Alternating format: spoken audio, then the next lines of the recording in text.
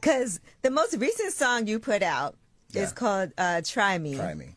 I cannot believe you did that, because I feel like you try your hardest to not engage in like even doing press, you know, and you've even said that you like to keep your personal life separate from you as an artist. But in this particular situation, you've had to address things that have been said about you, right? And so what was your decision in making this song? People are calling it a diss song, but I feel, and it is harsh, I'll say that, because it hurt my heart when I was like, ooh, I would hate for somebody to, I would not want to go back and forth with Sark on a situation like this. But what made you decide this was the move that you were going to make as far as addressing, you know, this book where it was referenced you made a woman have an abortion?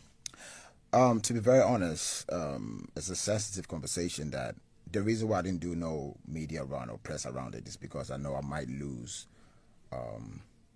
how I would like to present what I feel about it. So normally this is not the first time I've done records to address certain issue, or maybe a line or two in a record, just to, because I don't know, there's certain energy I hate to feed into, especially speaking about it, because I might lose my cool.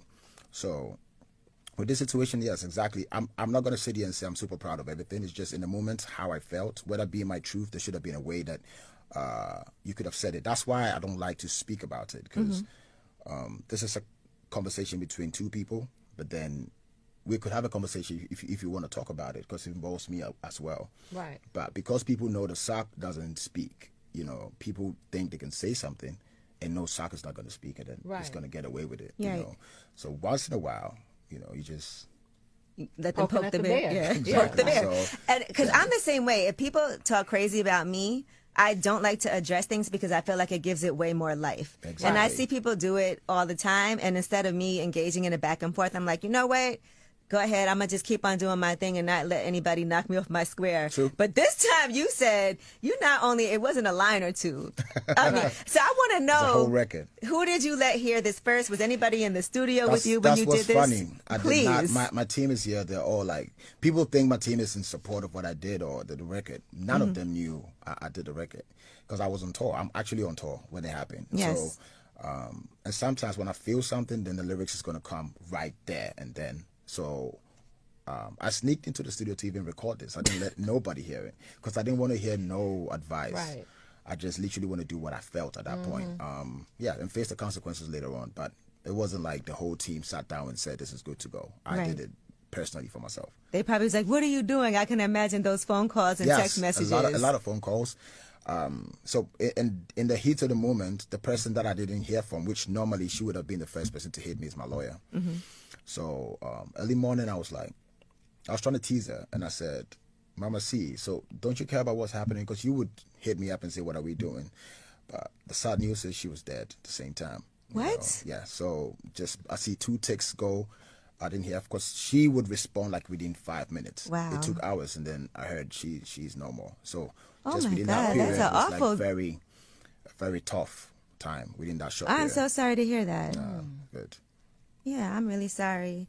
Ooh, Yeah, so she would have been somebody who I know wouldn't endorse that that situation of how I wanted to handle it, but I just felt like it. Like this, I normally don't do it, but this, to me, I think I'll get to a point where I can speak freely about it. I think it's still fresh, that I still want to process it before I can really speak. You know, and this is something that happened like a really long 13 time or ago. something, Yeah.